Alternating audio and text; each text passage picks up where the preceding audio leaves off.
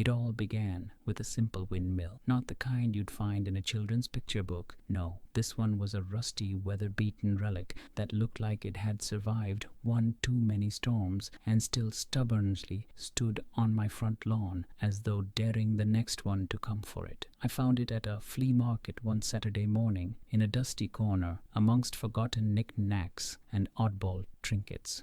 Its metal blades creaked when the wind caught them, and that gave it an eerie charm. Something about it spoke to me in a way that my other decorations simply didn't. Maybe it was the fact that it looked like it had a story to tell. Maybe it was the way it caught the light, like it had secrets it was trying to keep hidden. Whatever it was, I took it home and planted it proudly in the middle of my front yard. It was quirky, it was unusual, and most importantly, it stood as a silent rebellion against the rest of my meticulously curated suburban neighborhood. Everything in the area was perfect. Manicured lawns, symmetrical gardens, cookie-cutter houses in shades of beige and taupe. But my windmill, it didn't belong.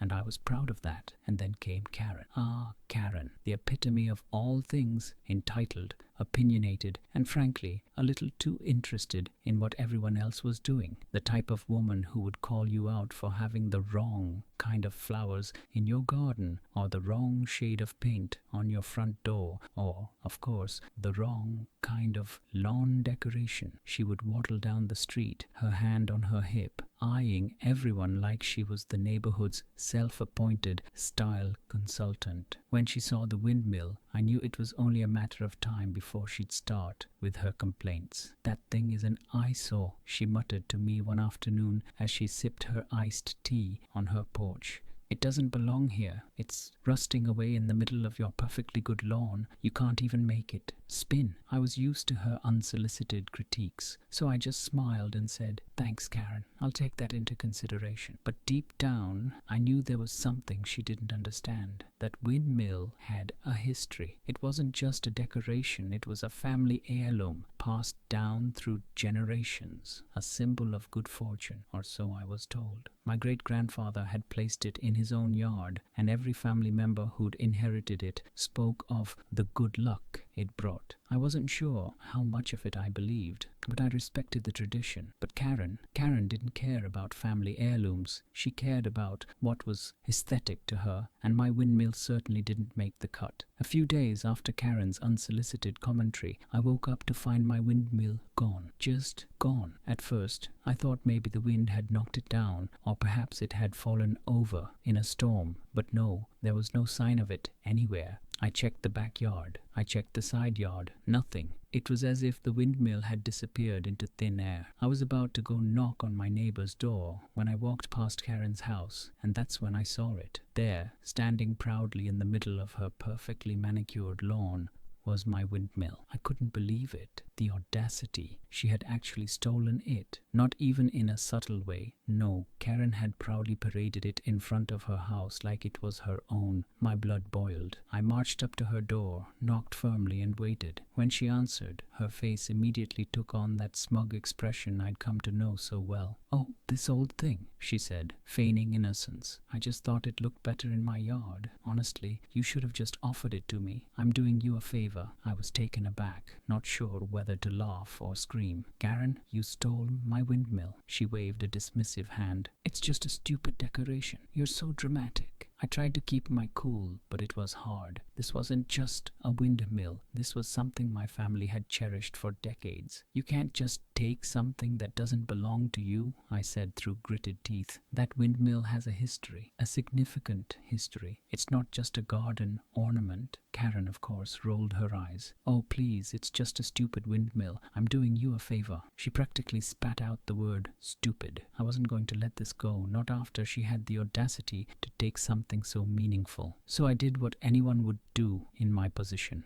I made her a deal. "Fine," I said, barely keeping my voice steady. "You can keep the windmill, but only if you promise not to touch anything else in my yard. No more unsolicited critiques, no more comments, no more Karening around." At first, she balked at the idea, but when I hinted that maybe I'd call the police, for stealing property, she reluctantly agreed. And then, of course, the strange things began happening. It started small.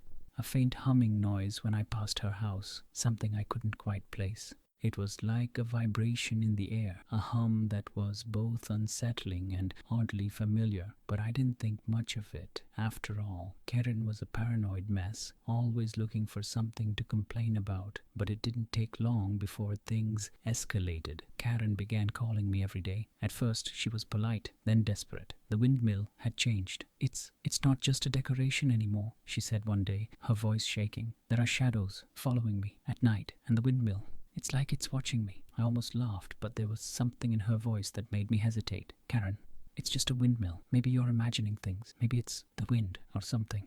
But as the days went on, it became clear that Karen wasn't imagining things. There were reports of strange noises around her house, whispers, creaking floors, and that odd hum again. And then her dog, who normally barked at everything, refused to go near the windmill. He wouldn't even look at it. He just cowered in the corner, shaking. Karen was losing it, and I couldn't help but feel a tiny, sadistic bit of satisfaction. But I knew something she didn't. That windmill, that stupid, rusty decoration, carried more than just a family history. It carried a curse that had been passed down for generations. The kind of curse you don't mess with. The kind of curse that teaches you a lesson the hard way. And Karen, well, she was about to learn the hard way that some things in life aren't meant to be stolen. As the days turned into a full week, Karen's behavior only got more bizarre. I'd be lying if I said I wasn't enjoying it a little. I mean, come on. This was Karen, the same woman who had the audacity to lecture me on how my windmill was an eyesore. Now she was the one dealing with creepy noises,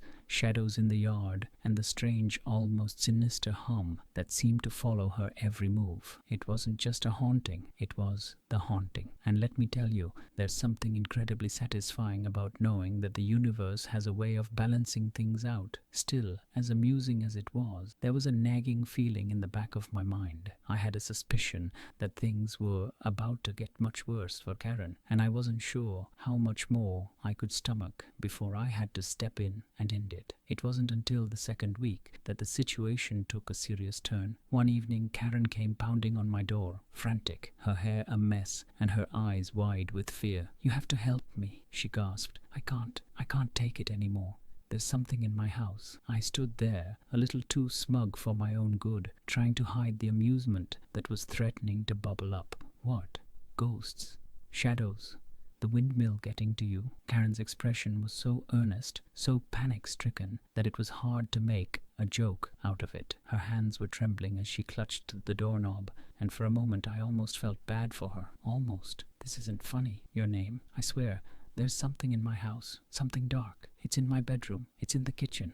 It's following me. I can't sleep. I can't eat. I'm losing my mind." Now, I've been around long enough to know that people who don't believe in the supernatural until it's staring them in the face usually have a breakdown when they finally realize they have stirred up something they can't control. And Karen, well, she had stirred up a storm. When I first warned her, I didn't expect her to actually feel the effects of the curse, but here she was, begging me to do something. So as much as I would have liked to watch her squirm a little longer, I decided it was time to give her some help. I knew I couldn't let her completely fall apart, but I had to let her experience the consequences of her actions. "I think you should go back to the windmill," I said, feigning seriousness. "There's a ritual. You need to return it to where it belongs. That's the only way to lift the curse." Her face turned pale and I could see her mind racing, trying to calculate whether I was serious or just playing her. "You're not serious." Her voice cracked slightly. "You're just trying to make me look crazy. I already told you. It's not funny anymore." "Oh, I'm serious,"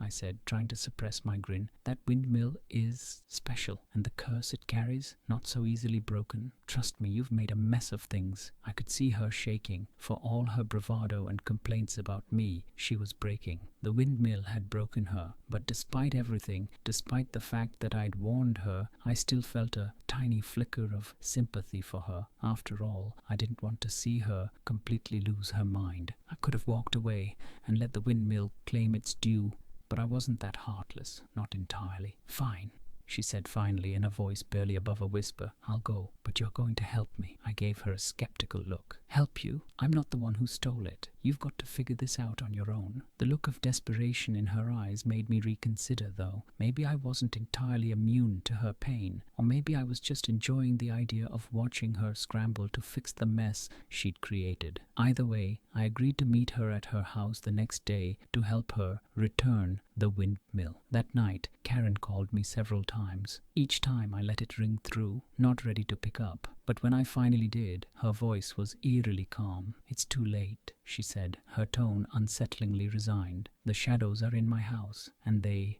want something." I didn't know whether to be concerned or roll my eyes. Shadows, really? But something in her voice made me pause. She wasn't kidding. Whatever was happening to her, it was real, and it wasn't just some overactive imagination. The windmill had opened something. I could feel it in my gut.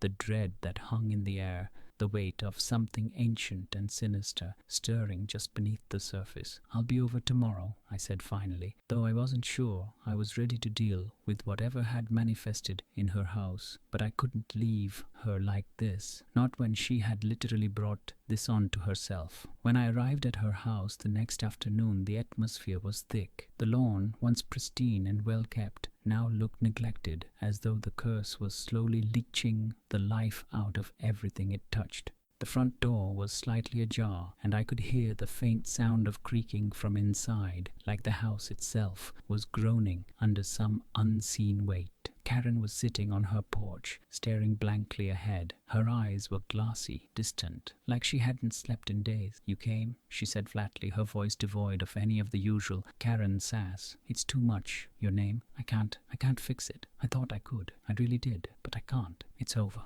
I took a deep breath, not sure how to respond. I knew what I had to do, but it wasn't going to be easy. "Karen, you brought this on yourself," I said. "You took the windmill. You ignored the curse. You didn't listen." Her eyes flickered with a trace of anger, but it quickly faded. I know, but I'm sorry. Please help me." With a sigh, I stood up, knowing what had to be done. I would return the windmill to its rightful place. But I knew, deep down, that the curse wasn't going to lift easily. It would follow us, and it would continue to haunt Karen, no matter what. The windmill had tasted her fear, and it wasn't going to stop until it had claimed what it was owed. As we stood in her front yard, the sun sinking low in the sky, I could sense the windmill's pull, like a magnet, drawing us towards it. Karen stood beside me, her hands wringing nervously, the shadows from the setting sun lengthening behind us like some ominous omen. It was almost as if the windmill itself was waiting for us, anticipating the moment when it would reclaim its rightful place. And I knew, deep down, that there was no escaping it. The windmill was more than just a decorative piece. It had become a force of nature, one that couldn't be easily undone. The curse had woven itself into her life, and now it was time to finish what we had started. "Are you sure about this?" Karen asked, her voice barely above a whisper, her usual bravado completely gone. The woman who once demanded everything to be her way was now reduced to a quivering mess, clinging to the hope that somehow, magically, I could fix this. I couldn't help but feel a little smug. This wasn't just about a stolen windmill anymore.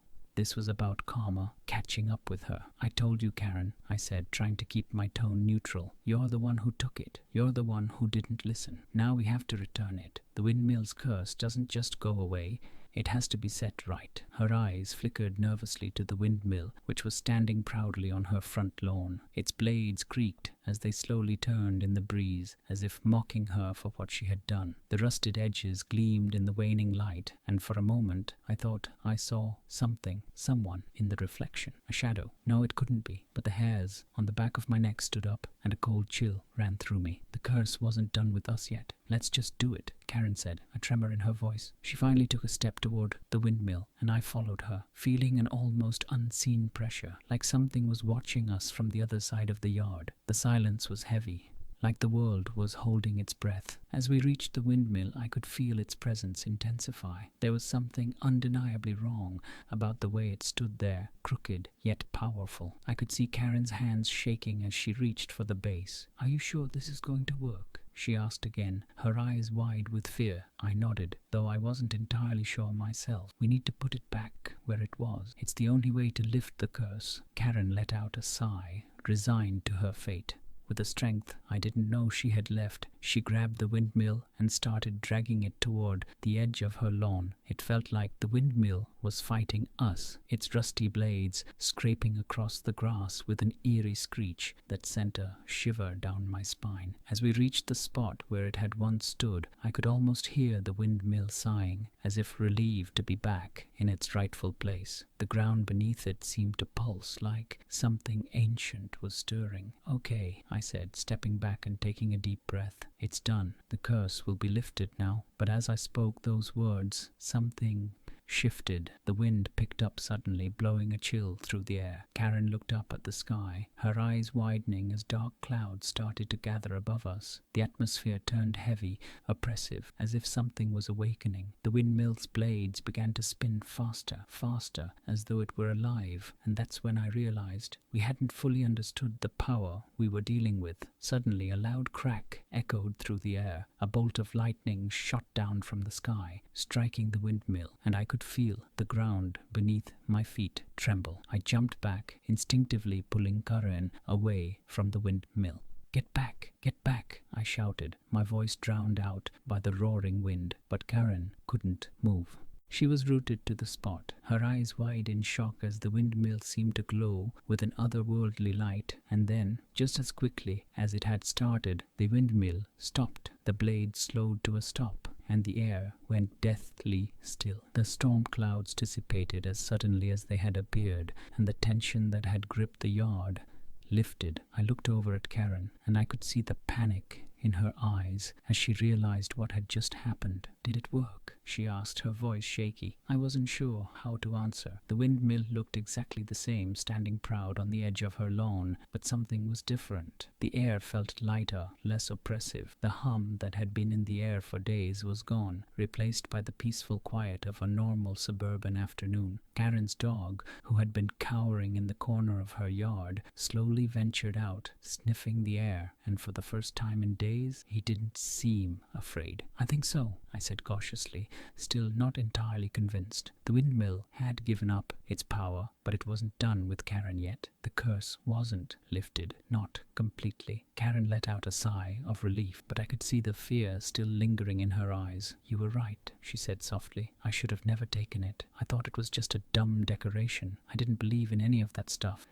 But now," she trailed off, as if she couldn't put her experience into words. "I warned you," I said, a little too smugly, but honestly I couldn't help it. I told her. Karen had thought she could just waltz in, steal something that didn't belong to her, and get away with it. But you don't mess with things you don't understand. You don't steal things that have a history, especially when that history is steeped in curses and old family traditions. I turned to leave, my work here done, but Karen called out to me. "Wait," she said, her voice small. Are we going to be okay?" I glanced back at her, seeing the realization in her eyes. "You'll be fine," I said with a small shrug. "Just don't steal any more windmills." As I walked away, I felt a strange sense of satisfaction. The windmill was back where it belonged. Karen had learned her lesson, and the curse, well, it had its due. I don't know if the curse will stick with her forever, but it's hard to say. One thing's for sure, though. I won't be putting that windmill on my lawn again anytime soon. Sometimes it's better to let things stay where they belong.